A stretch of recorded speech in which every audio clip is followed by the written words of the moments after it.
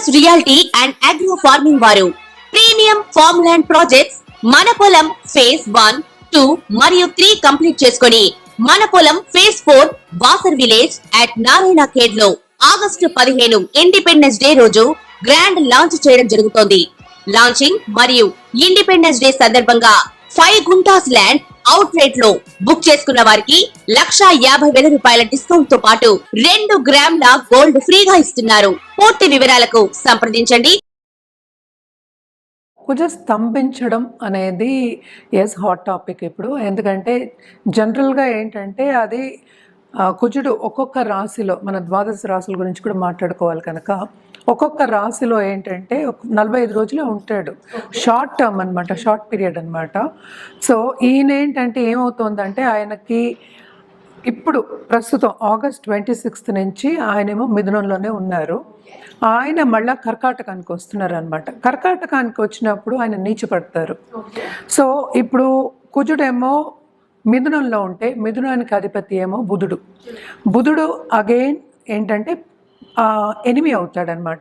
మనం జనరల్గా ఏంటంటే ప్లానెటరీ పొజిషన్స్ కానీ ప్లానెట్స్ కానీ ఇప్పుడు 9 ప్లానెట్స్ ఉన్నాయి. 9 ప్లానెట్స్కి ఏంటంటే ఫ్రెండ్షిప్స్ అనేది మాట్లాడుకుంటాం, ఎనిమిటీ అనేది మాట్లాడుకుంటాం. సో మార్స్కి అంటే కుజుడికి బుధుడు ఎనిమి అవుతాడనమాట. సహజంగానే ఫ్రెండ్షిప్ దాంట్లో మన ఎనిమి అని తీసుకున్నాం. సో ఒక ఎనిమి ఇంట్లో ఉండి అలాగే కర్కాటకానికి వచ్చినప్పుడు నీచపడతాడు.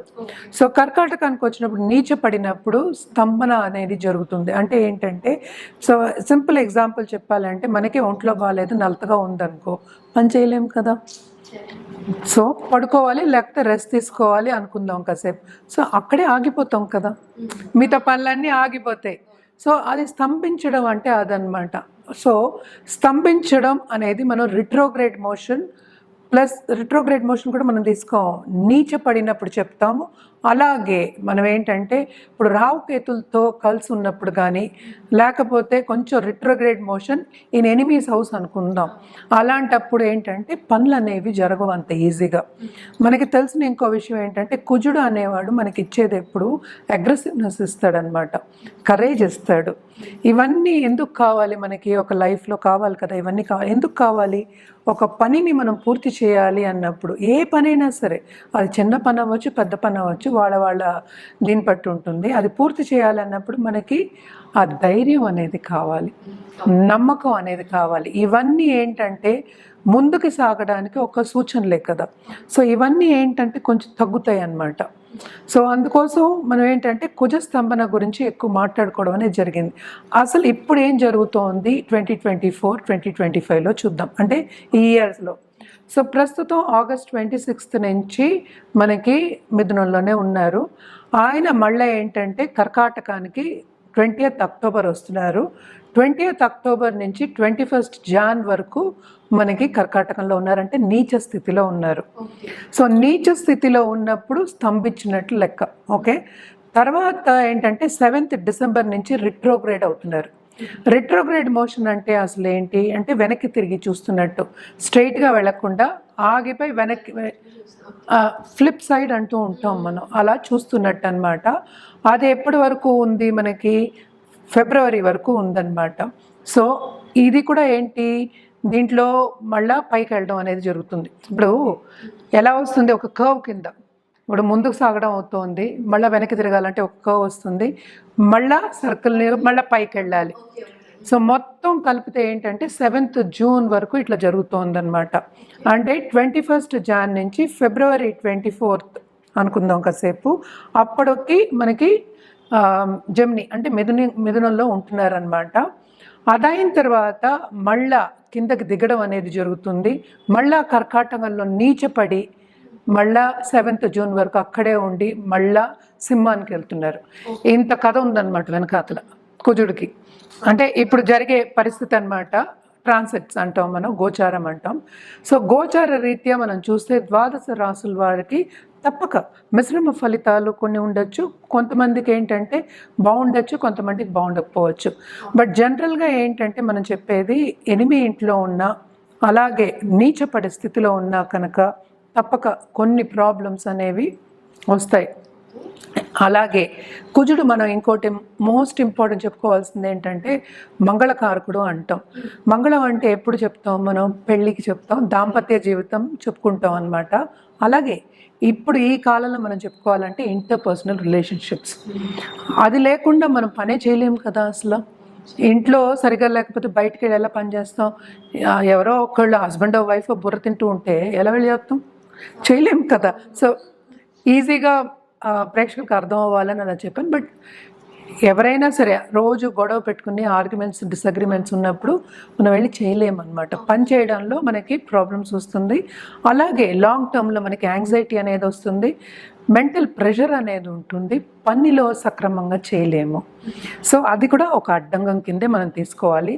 అలా ఒకటి కాకుండా ఈయన మంగళకారకుడు, నేను ఇందాక చెప్పినట్టు పెళ్ళికి కూడా మనం మోస్ట్ ఇంపార్టెంట్ మార్స్ బాగుండాలి, కుజుడు బాగుండాలి అని చెప్తాం.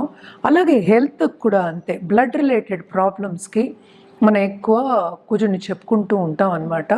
అవన్నీ రాకూడదు, హెల్త్ ప్రాబ్లమ్స్ రాకూడదు. అలాగే కెరియర్లో స్తంభన రాకూడదు. స్తంభన అంటే ఆగిపోవడం అంటే మనం ఎంత ప్రయత్నించా అసలు అవ్వట్ల. సో అలాంటివన్నీ రాకూడదు అన్నప్పుడు ఏంటంటే మనం కొన్ని పరిహారాలు చేసుకోవడం అనేది వెరీ ఇంపార్టెంట్. ఇది బేసిక్గా ఏంటంటే కుజుడి ఒక ట్రాన్సిట్ కానీ గోచరం కానీ ఈ సంవత్సరంలో జరిగేది. మళ్ళా చెప్తున్నాను. సో కర్కాటకానికి 20th అక్టోబర్కి వస్తున్నారనమాట. ఆయన 21st జాన్ వరకు అందులోనే ఉంటున్నారు.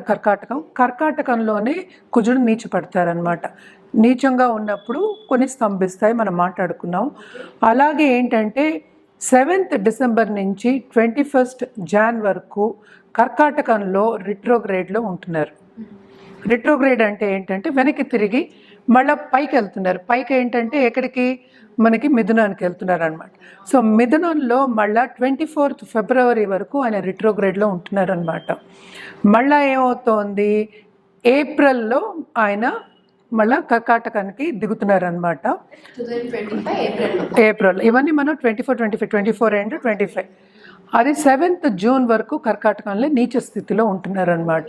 సో ఇది కన్ఫ్యూజ్ కాకుండా బాగా వింటే కనుక, క్లియర్గా వింటే కనుక అర్థమవుతుంది. సో 3rd ఏప్రిల్ నుంచి 7th జూన్ వరకు మనకి కర్కాటకంలో నీచ స్థితిలో ఉంటున్నారు, డైరెక్ట్ మోషన్లో ఉంటున్నారనమాట. సో రిట్రోగ్రేడ్ లేదు అక్కడ, డైరెక్ట్ మోషన్. అది 7th జూన్కి ఏమో కిందకి దిగుతున్నారు, ఎక్కడ? సింహానికి దిగుతున్నారు అనమాట. సో ఇంత ఏంటి ఆల్మోస్ట్ 8 months ఏంటంటే అన్ని ద్వాదశ రాశులకి ఎఫెక్ట్ అనేది ఉంటుంది.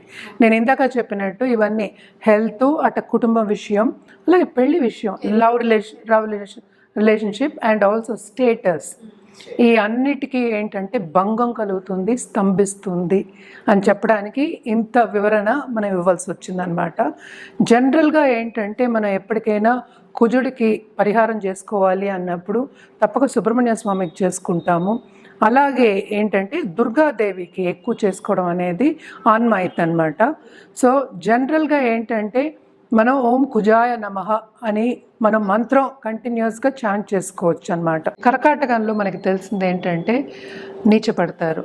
ఎందుకు కర్కాటకంలో నీచం అని చెప్పాము అంటే యాక్చువల్గా అదొక ఎమోషనల్ బాండేజ్ అని ఉంటుందన్నమాట.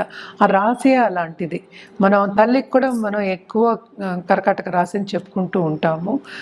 ఎమోషనల్ బాండ్ అంటే ఏంటంటే తొందరపాటు నిర్ణయాలు అంటూ ఉంటాం, ఎమోషనల్గా నిర్ణయాలు తీసుకోవడం అంటాం. మార్స్ ఏంటంటే అగ్రెసివ్ ప్లానెట్, రెడ్ ప్లానెట్ అని కూడా చెప్తూ ఉంటాం. రెడ్ అంటే డేంజర్, అంటే దూసుకెళ్ళిపోదాం అనే ఒక నేచర్ ఉంటుందన్నమాట. ఈ రాశిలో నీచపడడం అనేది ఇట్స్ బికాస్ ఇమోషనల్గా బ్యాలెన్స్ అవ్వడానికి అని చెప్పడానికి అనమాట. అంటే ఏంటి, వీళ్ళకి ఆపర్చునిటీస్ వచ్చినా వాళ్ళకి సక్రమంగా చేసుకోవాలి కదా. సో సక్రమంగా చేసుకోలేరు, ఎందుకంటే ఈ కుజస్తంభన అనేది ఎఫెక్ట్ ఇస్తుంది. అలాగే ఇప్పుడు బాసెస్ దగ్గర వాళ్ళు మన్నన పొందాలి అంటే ఒక పని చేయాలి. సో వాళ్ళు మన్నన అంటే వాళ్ళు బాగా చేసావు అనడానికి అందాం. సో వీళ్ళకి బాధ్యతలు అనేవి ఎక్కువ ఉంటాయి, తప్పక బాధ్యతలు అనేవి ఇస్తారు. కానీ ఏంటంటే అది కరెక్ట్గా సక్రమంగా చేయలేకపోతారు అనమాట. సో ఎందుకంటే స్తంభన అనేది అదే కదా, తొందరపాటులో మనం బాగా చేసేద్దామని వెళ్ళిపోతూ ఉంటాం, సడన్గా ఆగిపోతూ ఉంటాం కదా. సో అలాగే అది స్తంభన అనేది జరుగుతుంది. అండ్ ఆల్సో మనం చూసామంటే మనకి మిథునమేమో 12th house అయింది, 10th లార్డ్ ఈయన ఓకే. 10th లార్డ్ అయ్యాడు కనుక తప్పక ఏంటి కెరియర్లో అడ్డంగాలు అనేది కామన్. అంటే ఎవరెవరి పరిస్థితిని బట్టి మనం ఇందాక చెప్పినట్టు ఒక గ్రహం గురించి మనం మాట్లాడుకుంటున్నాం. సో అన్ని గ్రహాల గురించి మాట్లాడుకోవట్లేదు, సింగిల్ గ్రహం అది కుజుడు గురించి వ్యక్తిగత జాతకం గురించి కూడా మాట్లాడుకోవట్లేదు. ఏదైనా సరే వ్యక్తిగత జాతకం మీద ఆధారపడి ఉంటుంది. అలాగే మనం చూసాము అంటే లక్, ఎందుకంటే 5th లార్డ్ కూడా అయ్యాడు. సో నీచ పడితే ఏమవుతుంది, అసలు లక్ ఫేవర్ అవ్వద్దు. అంటే ఏంటి, వచ్చేది కూడా రాదు కదా సింపుల్గా. సో ఏంటి, మనకి ఖర్చు పెట్టడానికి డబ్బు ఉంటుంది కానీ అంటే జస్ట్ మనకి ఖర్చు పెట్టడానికి డబ్బు ఉంటుంది, అది రోజువారీ ఖర్చు అంటాం మనం, దానికి డబ్బు ఉంటుంది కానీ మిగతావన్నీ కరిగిపోతూ ఉంటాయి. సో ఇన్వెస్ట్మెంట్స్ కూడా కొంత కరిగిపోయే ఛాన్సెస్ ఉన్నాయి అన్నమాట. అలాగే మనం చూసాము అంటే వీళ్ళు బిజినెస్ పీపుల్ ఉంటారు, పార్ట్నర్షిప్ బిజినెస్లో ఉన్నవాళ్ళు, వాళ్ళకు కూడా కొన్ని ఇబ్బందులు అనేవి తప్పవు. నీచ స్థితిలో ఉన్నప్పుడు ఎప్పటికైనా కుజుడు నీచ స్థితిలో ఉన్నప్పుడు కరెక్ట్ అయిన డెసిషన్స్ తీసుకోలేము. సో అదొకటి. ఇంకోటి, పిల్లల విషయంలో చాలా జాగ్రత్తగా ఉండాలి వీళ్ళు. అండ్ ఆల్సో పిల్లల మీద ఎక్కువ ఖర్చులు అనేవి అవుతాయి అనేది క్లియర్గా కనిపిస్తోంది. సో అందులో కొంచెం జాగ్రత్తగా ఉండాలి. కెరియర్ విషయంలో కూడా తొందరపాటు నిర్ణయాలు వద్దు. నేను ఇందాక చెప్పినట్టు ఫస్ట్ ఆలోచించుకొని ముందుకు సాగాలి. ఇవి రెండు మాత్రం వెరీ వెరీ ఇంపార్టెంట్. అంటే కెరియర్ అనేది కొంచెం స్తంభించే ఛాన్సెస్, అలాగే మారే ఛాన్సెస్ అంటే ఏంటి, వేరే ఉద్యోగం మార్పిడి, అలాగే ఉద్యోగంలో కొన్ని ఇబ్బందులు, ఇవన్నీ మనం చేసే పని అందం ఉద్యోగం అనద్దు. సో చేసే పనిలో కొన్ని చాలా ఇబ్బందులు పడే, కొంచెం కాదు చాలా ఇబ్బందులు పడే ఛాన్సెస్ ఎక్కువ కనిపిస్తున్నాయి. ఓన్లీ అబౌట్ మనం మాట్లాడుకునేది కుజుడు. అలాగే మిగతా గ్రహాలన్నీ మనం మాట్లాడుకోవట్లేదు. ఇవన్నీ ఏంటంటే వ్యక్తిగత జాతకం మీద మళ్ళీ ఆధారపడి ఉంటాయి. వీళ్ళు కూడా ఏంటంటే ఓం చంద్రాయ నమః అని వాళ్ళు కంటిన్యూస్గా చేసుకుంటూ ఉండడం అనేది మంచిది. ఎందుకంటే 12th హౌస్ నుంచి మళ్ళీ కిందకే వస్తున్నాడు. సో మనంతా చూస్తుంటే చాలా లాసెస్ అనేవి కనిపిస్తున్నాయి అన్నమాట, ఖర్చులు అందుకనే. సో ఇవన్నీ కాకుండా ఉండాలి అంటే తప్పక వీళ్ళు మండే సోమవారం రుద్రాభిషేకం చేయించుకోవడం, అలాగే మహాన్యాసపూర్వకంగా రుద్రాభిషేకం చేయించుకోవడం, నేను చెప్పింది అలాగే చంద్రాయ నమః అని చాంట్ చేయడం అనేది ఎక్స్ట్రీమ్లీ ఇంపార్టెంట్ అన్నమాట.